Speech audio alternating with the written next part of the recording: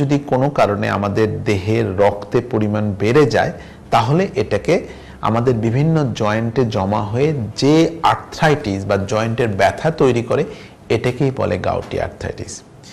এখন রোগীরা অনেক সময় জানতে চায় যে স্যার ইউরিক অ্যাসিড জিনিসটা কি বা কেন এটা হচ্ছে।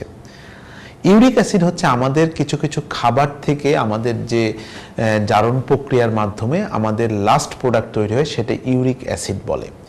কিছু কিছু খাবারের মাধ্যমে ইউরিক অ্যাসিড তৈরি হয়, আমাদের ইউরিনের মাধ্যমে বা কিডনির মাধ্যমে এই অতিরিক্ত ইউরিক অ্যাসিড দেহ থেকে বের হয়ে যায়।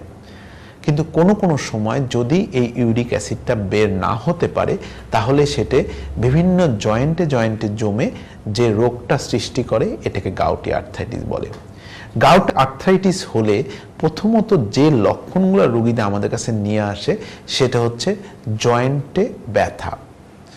প্রথম এবং প্রধানত যে জয়েন্টের ব্যথাটা মেইনলি রোগীরা কমপ্লেন করে সেটা হচ্ছে বৃদ্ধা আঙ্গুলের গোড়ায় ব্যথা হয়।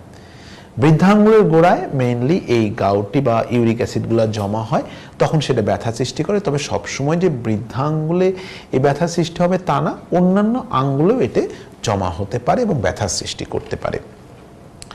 যখন রোগীরা আমাদের কাছে এই গাউটি আর্থ্রাইটিস নিয়ে আসে তখন আমরা রোগীদের কিছু ইনভেস্টিগেশন করে আসলে নির্ণয় করি যে এটা আসলেই গাউটি আর্থ্রাইটিস কিনা। ক্লিনিক্যালি এতে আমরা যদি বুঝতে পারি তাহলে ইউরিক অ্যাসিড টেস্ট করলেই আমরা অনেক সময় দেখি যে রক্তে ইউরিক অ্যাসিডের পরিমাণটা বেশি, তখন আমরা ইউরিক অ্যাসিড কমানোর জন্য কিছু ওষুধ দিয়ে দিই, সেটাতেই কিন্তু রোগীগুলো অনেকটা ভালো হয়ে যায়। তবে এই ক্ষেত্রে কিন্তু একটা খুব ইম্পর্টেন্ট চিকিৎসা হচ্ছে রোগীর কিছু খাবারের ব্যাপারে আমরা রেস্ট্রিকশন দিয়ে দিই। আসলে ব্যাখ্যাটা হচ্ছে ইউরিক অ্যাসিড যখন বেড়ে যায় তখন আমরা ওষুধের মাধ্যমে, একটা নির্দিষ্ট ওষুধ আছে, এই ওষুধটা দিলে যে পরিমাণ বৃদ্ধি পেয়েছে সেইটা আপনার ইউরিক অ্যাসিডটাকে কমিয়ে দেয়। আর খাবারের রেস্ট্রিকশন দিয়ে এই কারণে যে ভবিষ্যতে যেন ইউরিক অ্যাসিডটা না বাড়ে।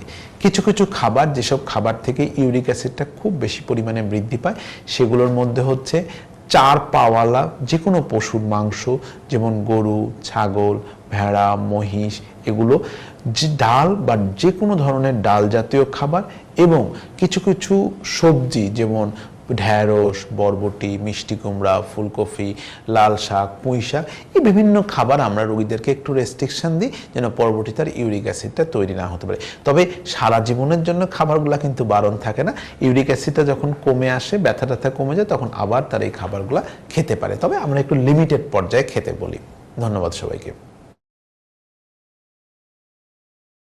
হাড় সমস্যার যে কোনো সমাধান জানতে ইউটিউবে ডাক্তার দিবাকর সরকার নামে আমার একটি চ্যানেল এবং ফেসবুকে আমার একটি পেজ রয়েছে। আমার চ্যানেলটি সাবস্ক্রাইব করুন এবং আমার পেজে লাইক দিন।